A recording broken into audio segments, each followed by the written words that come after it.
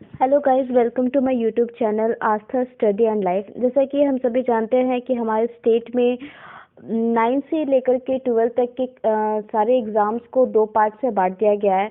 जो आपके अगले महीने होनी है वो ऑब्जेक्टिव होगी और उसके बाद वाली जो फाइनल वाली होगी वो सब्जेक्टिव होगी, जैसा कि हम सभी जानते हैं। और ऐसे में हमारा जो बोर्ड है जैक बोर्ड, उसने एक मॉडल प्रश्न पत्र जारी कर दिया गया जिसको हम लोग मॉडल सेट्स के नाम से जानते हैं। एंड हम सभी जानते हैं कि मॉडल सेट्स हमारे एग्ज़ाम्स की सफलता के लिए बहुत ही ज़्यादा ज़रूरी है, क्योंकि आप मानो या ना मानो 110% जो एग्ज़ाम्स के जो रियल एग्ज़ाम्स के जो क्वेश्चंस आते हैं वो उसी पैटर्न के होंगे या उसी ओरिएंटेड होते हैं। ठीक है, तो मैं इस चैनल के माध्यम से हो सके तो 9, 10th, 11th एंड 11th और 12 की सिर्फ फिजिक्स और 9th एंड 10th की मैथ्स एंड साइंस के सारे मॉडल प्रश्न पत्र जो है मैं सभी के सॉल्यूशन आपको अवेलेबल कराने के लिए मेरे एक प्रयास है। और बिना टाइम वेस्ट करते करते किए हम जल्दी जल्दी मॉडल सेट्स को तो बिना टाइम वेस्ट किए हम जल्दी जल्दी मॉडल सेट्स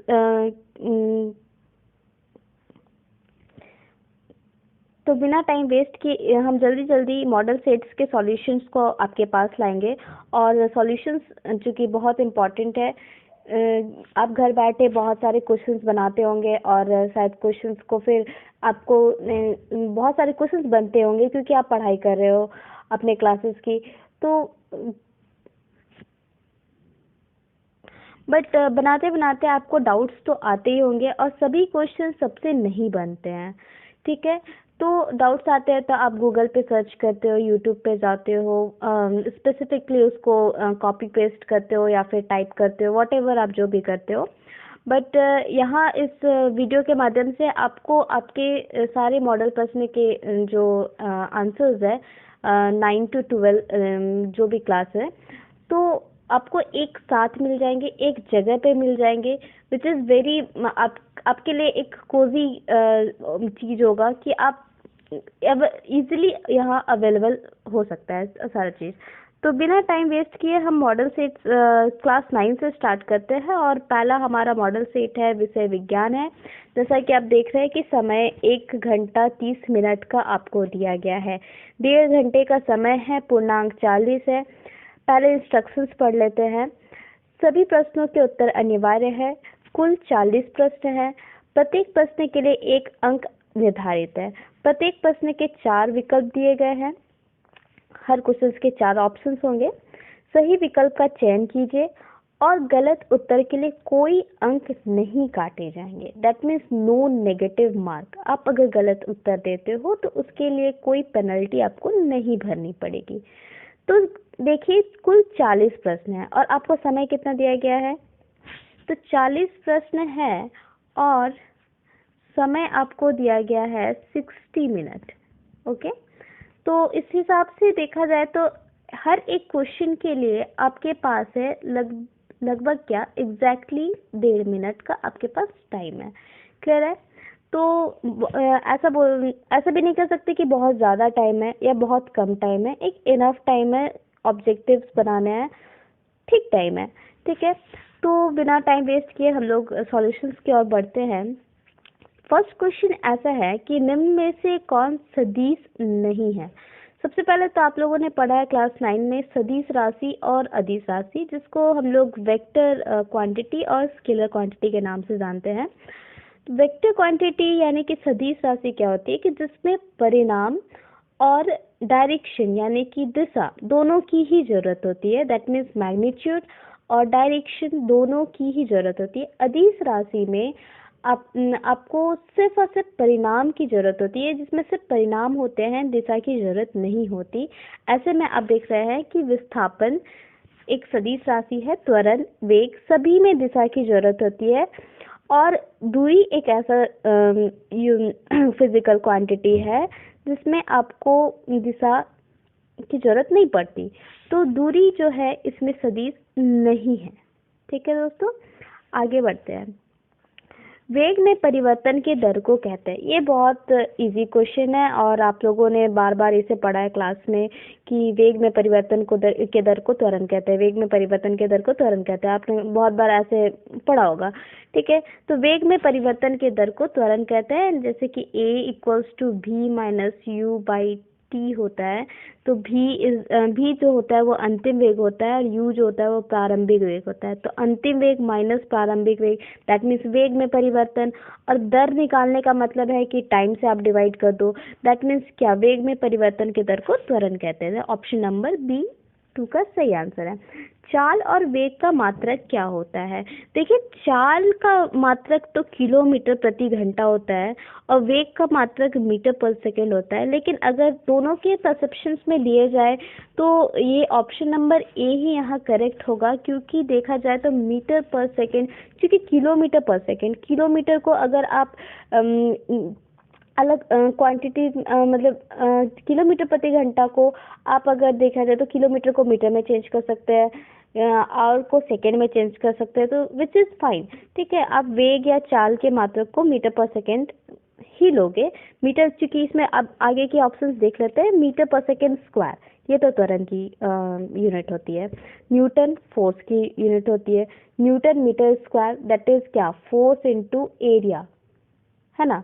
तो फोर्स ये तो नहीं होगी। ठीक है, तो इस तरीके से पहला ऑप्शन आपका नहीं है, इस तरीके पहला ऑप्शन आपका थर्ड नंबर का आंसर है। ठीक है, आगे बढ़ते हैं। ऑडोमीटर मापता है। ऑडोमीटर क्या मापता है?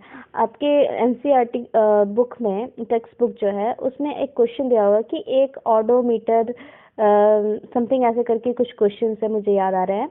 तो ऑडोमीटर जनरली अब जैसे कि हम लोगों के इधर तो ऑडोमीटर एक उपकरण है जो गाड़ी में लगाया जाता है। और ऑडोमीटर क्या नापता है कि आप अभी गाड़ी कितनी दूर तक चली है, दैट मीन्स दूर तक चली है कहने का मतलब है कि ऑडोमीटर दूरी नापती है, राइट। तो डी नंबर इसका ऑप्शन सही है। 20 मीटर सेकेंड को किलोमीटर प्रति घंटा यानी प्रति आवर के में मान क्या होगा? तो इसके लिए बहुत से एक शॉर्ट ट्रिक मैं आपको बताती हूँ कि आप जब भी आपको किलोमीटर प्रति घंटा को अगर मीटर प्रति सेकेंड में चेंज करना है, ठीक है, तो आपको क्या करना होगा? 1 सेकेंड, मैं इसे मिटा देती हूँ, क्लियर पेज, ओके। नाउ तो आपको अगर जब किलोमीटर प्रति घंटा को, एक मिनट, किलोमीटर प्रति घंटा को मीटर पर सेकेंड में जब भी चेंज करोगे तो आप जो भी क्वांटिटी, जो भी आपको क्वेश्चन है उसमें 5/18 से आप इंटू कर दोगे। ठीक है, और इसी के रिवर्स में जब आपको मीटर पर सेकेंड से किलोमीटर पर सेकेंड में चेंज करने के लिए बोला जाएगा, ठीक है, तो आप यहाँ पे जस्ट उसका उल्टा 18/5 से इंटू कर दोगे। ओके, तो यहाँ क्वेश्चन क्या है? यहाँ क्वेश्चन ये है कि 20 मीटर पर सेकेंड को किलोमीटर प्रति घंटा में चेंज करना है, दैट मीन्स 18/5 से इंटू करना है बाई ट्रिक। ये 20 से इंटू, क्योंकि हमारे पास क्वेश्चन क्या है 20, तो 5 4 से कितना होता है 20, दैट इज 18 4 से कितना होता है 72, that is 72 kilometre per hour आपका जो, सॉरी मुझे बर्प आ रहा है, तो 72 किलोमीटर पर आवर जो है वो इस 5 नंबर का राइट आंसर होगा। आगे बढ़ते हैं। क्वेश्चन क्या है? एक कार की चाल 15 मीटर की दूरी से तय करने में 18 किलोमीटर प्रति घंटा से 36 किलोमीटर प्रति घंटा हो जाती है। समझिए क्वेश्चन को। क्वेश्चन कह रहा है कि एक कोई कार है जो चल रही है, तो उसकी जो रफ्तार है यानी कि स्पीड है, चाल जिसे कहते हैं, 18 किलोमीटर प्रति घंटा से चल रही है और ये बढ़ करके कितनी हो गई 36 किलोमीटर प्रति घंटा। और ये कितनी दूरी के लिए? ये 15 मीटर के लिए है। ठीक है, तो बोल रहा है कि तो कार का त्वरण ज्ञात कीजिए। देखिए, अभी मैंने बोला था कि अभी हम लोग जस्ट इसके पहले डिस्कस करते कि वेग में परिवर्तन के दर को त्वरण कहते हैं, करेक्ट। और त्वरण का हमारे पास फॉर्मूला क्या था? a = v - u/t। अब आप यहाँ देख रहे हो कि आपके पास अंतिम वेग ठीक है, चलिए u प्रारंभिक वेग ठीक है, चलिए, लेकिन एक्सेलरेशन यानी कि त्वरण निकालने के लिए आपको समय की जरूरत पड़ेगी, जो यहाँ पे नहीं दिया हुआ इस क्वेश्चन में।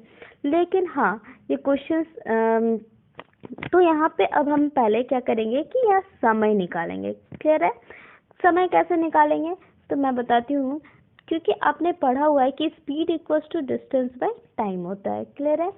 तो यहाँ पे आपने 1 सेकेंड, आपने पढ़ा है हिंदी में कि चाल बराबर क्या होती है, दूरी बटा समय होती है। ठीक है, तो चाल बराबर अगर दूरी बटा समय होती है तो आप देख सकते हैं कि हमें क्या निकालना है, समय। तो समय को हम लोग इधर शिफ्ट करते हैं, that is time, equals to क्या हो जाएगा, दूरी यानी कि डिस्टेंस को अगर s मानते हैं, और बाय क्या हो जाएगा, चाल। चाल यानी कि 1 सेकेंड,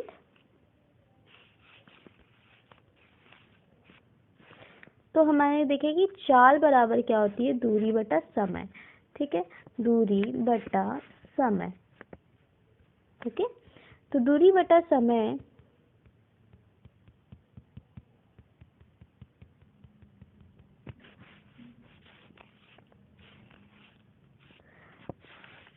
तो उस हिसाब से चाल बराबर अगर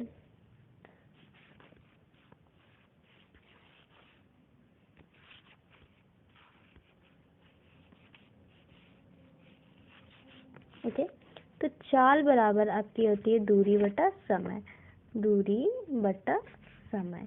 ठीक है, तो उस हिसाब से समय बराबर क्या होगी, तो समय को आप इधर शिफ्ट कर दीजिए, देखिए इधर, और आपकी दूरी अपनी जगह पे रहेगी और चाल नीचे आ जाएगी, तो समय बराबर होता है दूरी बटा चाल।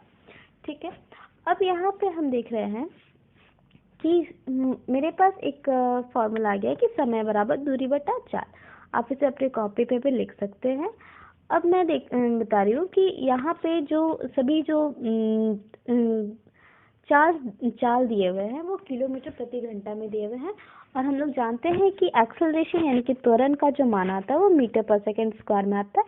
दैट इज मानक रूप में अगर हम इसे क्वेश्चंस को बनाना चाहेंगे तो सबसे पहले तो हमें स्पीड जो दिए हुए है उसको मीटर पर सेकेंड में चेंज करना बहुत ही जरूरी है। तो आपका प्रारंभिक वेग u आप जानते हैं, तो 18 किलोमीटर प्रति घंटा के रफ्तार से है। तो अगर इसे आप, चूंकि मैंने ट्रिक्स पहले ही बता दिया है कि 5/18 से इंटू करेंगे।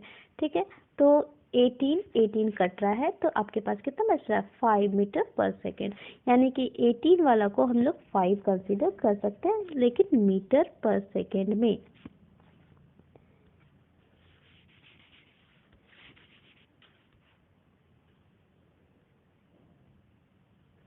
ओके, 1 सेकेंड, मैं इसे इरेज कर लेती हूँ।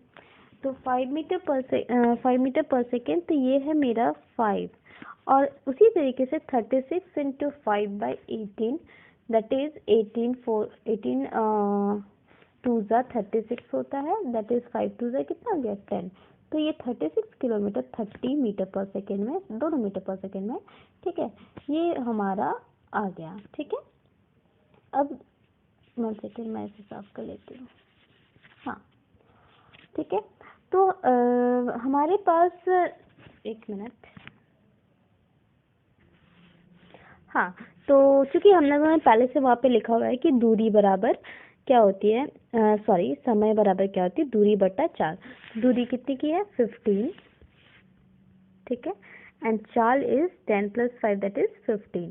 तो कितनी हुई, तो हमारे पास समय मिल गई है 1 सेकेंड की।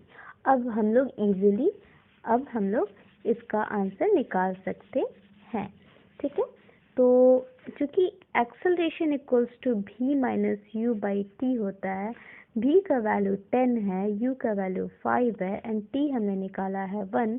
10 - 5 आपको कितने मिलेंगे, 5, एंड 5/1, चूंकि एक्सेलरेशन का जो यूनिट होता है वो मीटर पर सेकेंड स्क्वायर में होता है। करेक्ट, तो हमारा जो आंसर है वो 5.0, अब 5.0 बोलो या 5 बोलो, बात एक ही है। ठीक है, तो 5 metre per second square is the right answer of question number 6। Okay, now we are shifting to question number 7। बहुत ही आसान क्वेश्चन है, आसान सा क्वेश्चन एकदम। बल का एसआई मात्रक क्या होता है? बल का एसआई मात्रक न्यूटन होता है। ये हमने बहुत ही बार पढ़ा हुआ है और बिल्कुल ये तो एकदम बहुत ही आसान क्वेश्चन है, आपको भी लगा होगा। क्वेश्चन नंबर, चलिए हम लोग बिना समय गवाते हुए क्वेश्चन नंबर 8 की ओर शिफ्ट करेंगे। Okay, 1 second, 3 4 7 8।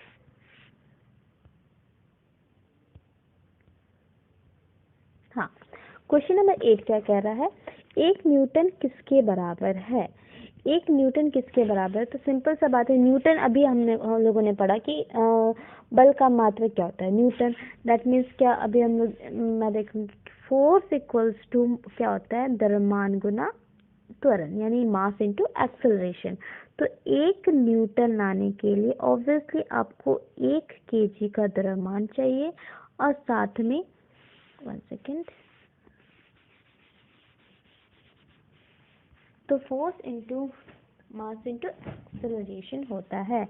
तो फोर्स का वैल्यू आपको तो 1 न्यूटन के लिए ऑब्वियसली मास जो होगा वो 1 केजी का होगा, ठीक है। और एक्सेलरेशन तो मीटर पर सेकेंड स्क्वायर उसका यूनिट होता है, that is 1 metre per second square का एक्सेलरेशन भी होना चाहिए। तभी एक और एक आएगा, एक 1 इंटू 1 1 देगा। दैट मीन्स इस हिसाब से 8 नंबर का आंसर क्या होना चाहिए, 1 किलोग्राम। डॉट डॉट का मतलब आप इंटू समझेंगे, metre per second square, that is option number A. चलिए मैं इसे इरेज कर देती हूँ और बढ़ती हूँ 9 नंबर की। और क्वेश्चन नंबर 9 क्या कह रहा है? क्वेश्चन नंबर 9 कह रहा है कि 3 पिंड है ए बी सी के द्रव्यमान क्रमशः 5 किलोग्राम, 2 किलोग्राम, 10 किलोग्राम दिए गए हैं। इनमें किसका जड़त्व कम है? आपने पढ़ा होगा कि जिसका मास जितना ज्यादा होता है जड़त्व उतना ही ज्यादा होता है। कहने के लिए हम इसे ऐसे लिख सकते हैं कि जड़त्व जो है वो डायरेक्टली प्रोपोर्शनल टू द्रव्यमान होता है, दैट इज मास होता है, ठीक है। दैट मीन्स अगर जड़त्व बढ़ रहा है तो द्रव्यमान, सॉरी मैंने उल्टा बोला, द्रव्यमान बड़ा है तो जड़त्व बढ़ेगा और द्रव्यमान छोटा है तो जड़त्व भी घटेगा। दैट मीन्स अगर तो ए बी सी 3 पिंड है तो दिख रहा है कि ए बी सी 3 पिंड है, इसका जो मास है वो 5 है, ये दो है और ये 10 है। सबसे ज्यादा मास किसके पास है? सी के पास। तो जड़त्व भी सबसे ज्यादा किसकी होगी? सी की होगी। दैट मीन्स क्वेश्चन नंबर 9 का सी नंबर ऑप्शन करेक्ट है, ठीक है। होप आप लोग को समझ में आ रहा हो, ठीक है। क्वेश्चन नंबर जो 10 है वो क्या कह रहा है? 1 केजी द्रव्यमान पर 1 न्यूटन का बल लगाने पर उत्पन्न त्वरण का मान कितना होगा? देखिए मैं फिर से पढ़ती हूँ क्वेश्चन। 1 केजी द्रव्यमान यानी कि मास दिया हुआ है आपका 1 केजी, ठीक है, और 1 न्यूटन का बल लग रहा है तो फोर्स कितना लग रहा है? 1 न्यूटन का, ठीक है। तो पूरा त्वरण के बारे में आप बताइए, ठीक है।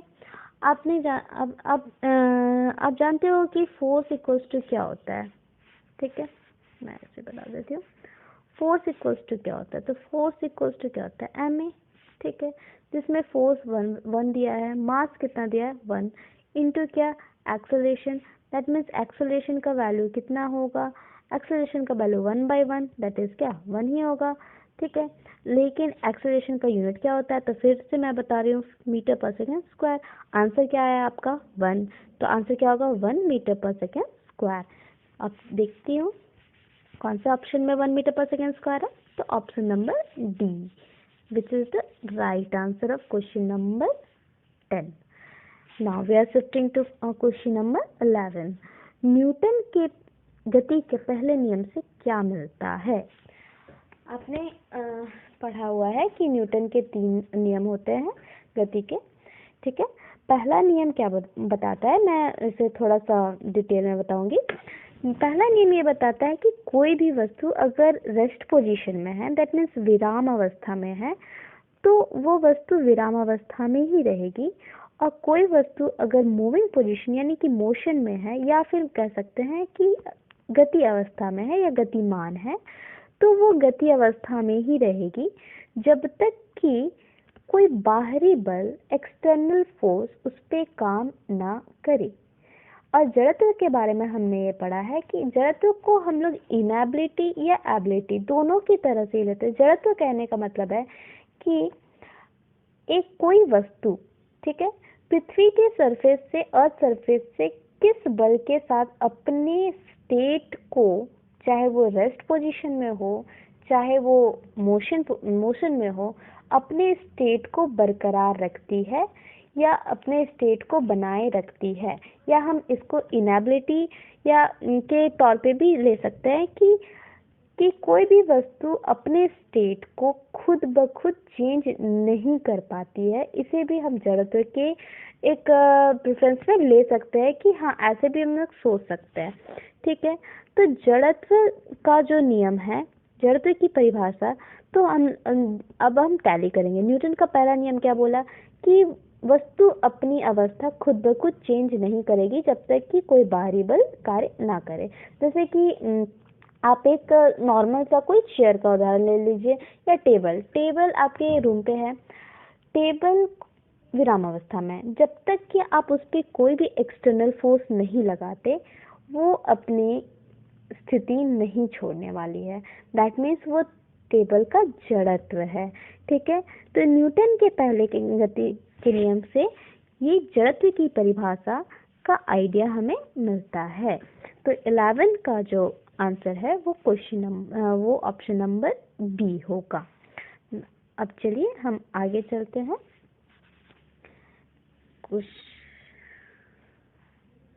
क्वेश्चन नंबर 12 की ओर। ठीक है, क्वेश्चन नंबर 12 क्या कह रहा है कि न्यूटन गति के कौन से नियम से बल मापने का सूत्र मिलता है। न्यूटन की गति से कौन से, देखिए अभी हमने इसके जस्ट पहले न्यूटन के पहला गति का नियम को थोड़ा सा हमने परिभाषित किया, या बोल सकते हैं कि थोड़ा हमने डिस्कस किया। ठीक है, न्यूटन की गति के नियम से बल का सूत्र, चूंकि बल का सूत्र क्या है, तो F=ma। आपने पढ़ा है कि सेकेंड लॉ ये कहता है कि किसी भी वस्तु, मैं इसे थोड़ा सा अच्छे से दिखाती हूँ कि मान लीजिए कि कोई वस्तु है, इस तरीके से कोई एक वस्तु है जिसका मास m है, इसका प्रारंभिक वेग u है, यानी कि इनिशियल वेलोसिटी इसका u है, वही कुछ दूरी डिस्टेंस कवर करके, यहाँ पे मास वही है क्योंकि वस्तु वही है। ठीक है, और इसका जो वेलोसिटी है वो u से बढ़ करके क्या हो चुका है, अब v हो चुका है। क्लियर है। हम लोग जानते हैं कि संवेग जो है वो क्या होता है, मास इंटू वेलोसिटी। इसके हिसाब से मास इंटू वेलोसिटी mu इसका संवेग है, इसका संवेग क्या है, मास इंटू वेलोसिटी m भी इसका संवेग है। और न्यूटन का तीसरा जो सेकेंड नियम जो बताता है कि जो संवेग में परिवर्तन की दर जो होती है वो डायरेक्टली प्रोपोर्शनल यानी कि समानुपाती होती है लगाया हुआ एक्सटर्नल फोर्स से। ठीक है, तो मैं इसे बताती हूँ कि क्या है एक्चुअली। तो ठीक है, तो सेकेंड लॉ ये बताती है कि लगाया हुआ जो बाहरी बल है वो डायरेक्टली प्रोपोर्शनल होता है संवेग में परिवर्तन की दर को। तो suppose P2 minus P1 by T। तो सेकेंड वाला संवेग मेरे पास क्या था, mv, करेक्ट। पहला वाला संवेग क्या था, mu। ठीक है, यहाँ पे मैं u लिख रही हूँ। ठीक है, इसे मैं थोड़ा इरेज करूँगी। तो mv माइनस mu अब बाई क्या, t। क्लियर है। तो m कॉमन चुके जा रहा है तो v माइनस u बाई क्या बच रहा है, t बच रहा है। ठीक है, तो मास अब v minus u by T किसका फॉर्मूला होता है, एक्सेलरेशन का, जो कि किसका फॉर्मूला हो गया, तो मास इंटू एक्सेलरेशन, तो फोर्स का। चूंकि ये प्रोपोर्शनल है, मैं यहाँ मिटाना चाहूँगी, प्रोपोर्शनल है तो हम यहाँ पे प्रोपोर्शनल हटा करके एक कांस्टेंट लगाते हैं k। ठीक है, और k m है तो फोर्स का। दैट यहाँ से क्या समझ में आता है, क्वेश्चन नंबर 12 जो आपका 12 ही ना, तो 12 जो है कि न्यूटन की कौन से नियम के द्वारा आपको बल का मापने का सूत्र मिला है। तो ये जो बल मापने का सूत्र जो मिला है F=ma, ठीक है, तो ये आपको दूसरे नियम से मिला है। क्योंकि दूसरा नियम मैं फिर दोहरा देती हूँ कि दूसरा नियम क्या कहता है कि कोई एक बॉडी है, ठीक है, तो उसमें जब वो प्रारंभिक वेग में होगी तो कोई एक बॉडी है, उसमें उसके संवेग में परिवर्तन के दर जो होती है वो बाह्य बल जो लगता है उसके समानुपाती होती है। 13 नंबर क्वेश्चन के में हम लोग शिफ्ट करेंगे, ठीक है। 13 नंबर क्वेश्चन बताता है कि v का मान क्या होता है। चूंकि g किसे कहते हैं, तो g और a दोनों एक ही चीज है, बस अंतर क्या है, a मतलब एक्सेलरेशन यानी कि त्वरण, g कहने का मतलब है ये भी एक्सेलरेशन ही है, दैट मीन्स त्वरण ही है, लेकिन इसका नाम गुरुत्वीय त्वरण है, इसका नाम त्वरण है, ठीक है, और इसका नाम गुरुत्वीय त्वरण है, गुरुत्वीय त्वरण है, ठीक है। तो यहाँ पे जिसको हम लोग बोलते हैं acceleration due to gravity, g for gravity, g stands for gravity, ठीक है। तो त्वरण और गुरुत्वीय त्वरण, तो सिंपल सा बात है कि ये हम लोगों ने पढ़ा है, इससे रिलेटेड क्वेश्चंस भी बनाया। हम लोग देखते हैं कि क्वेश्चंस उस चैप्टर नंबर हमारा जो शायद 9 है एनसीईआरटी के अकॉर्डिंग, तो चैप्टर नंबर 9 में हमने देखा है कि जी का वैल्यू हमने पढ़ रखा है 9.8 होता है, क्लियर है। तो चूंकि त्वरण का ऐसा यूनिट क्या होता है, मीटर पर सेकेंड स्क्वायर, तो इसका भी जो मान होगा वो कितना होगा, 9.8 मीटर पर सेकेंड स्क्वायर, क्योंकि ये तो त्वरण ही है ना। तो उस हिसाब से अगर देखा जाए कि एक्सेलरेशन का अगर 9.8 इसका वैल्यू होता है, तो यूनिट के हिसाब से इसका आंसर क्या होगा, तो इसका answer metre per second square में होगा, ऑप्शन नंबर बी। चलिए 14 नंबर क्वेश्चन क्या बोल रहा है कि 60 kg द्रव्यमान के किसी मनुष्य का चंद्रमा पर भार क्या होगा।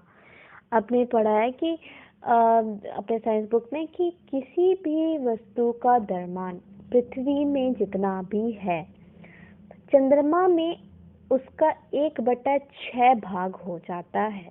तो उस हिसाब से ये क्वेश्चन बहुत ही आसान है कि अगर हमें पता है कि चंद्रमा में पृथ्वी का द्रव्यमान का 1/6 हो जाता है, और क्वेश्चन बहुत ही ज़्यादा इजी दिया हुआ है, सिंपली इसको काटेंगे और हमें क्या लिखना है कि 10, तो 10 न्यूटन इज द द्रव्यमान, दैट इज द वेट। तो उस हिसाब से हमारे पास आंसर क्या है, डी नंबर। ओके, यहाँ से आपका फिजिक्स का जो पोर्शन है पहला सेट का वो कंप्लीट होता है। 50 नंबर से हम देख रहे हैं शरबत बनाते समय, ये केमिस्ट्री स्टार्ट होता है। केमिस्ट्री की जो क्वेश्चंस होगी, उसके बाद बायोलॉजी की भी होगी। तो चूंकि वीडियो काफ़ी लंबा जा रहा है तो मैं इसे पार्ट वाइज में बांट दूंगी। तो 14 नंबर तक आपका जो क्वेश्चन है वो फिजिक्स का पोर्शन है, जो मैंने अपने आप लोगों को कंप्लीट करा दिया है। इसके बाद की जो वीडियो होगी वो 15 नंबर से स्टार्ट होगी, वो केमिस्ट्री की होगी, और केमिस्ट्री फिर हम लोग सॉल्व करेंगे।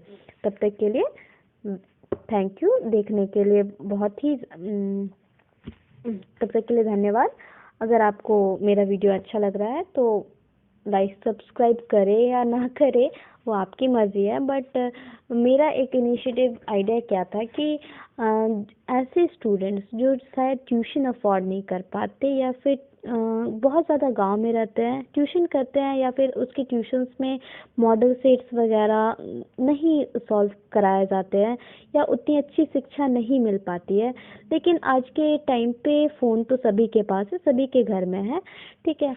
तो मेरा क्या था आइडिया कि जो सरकारी स्कूल के बच्चे जो हैं, वो लोग अगर इस तरीके के सुविधा से वंचित है, ट्यूशन्स अगर नहीं जा रहे हैं, या स्कूल में मॉडल सेट्स नहीं हो रहे, या कुछ भी कारण है, तो आप इसके माध्यम से, मेरे माध्यम से आपको सभी सॉल्यूशंस यहाँ पे मिल जाएंगे।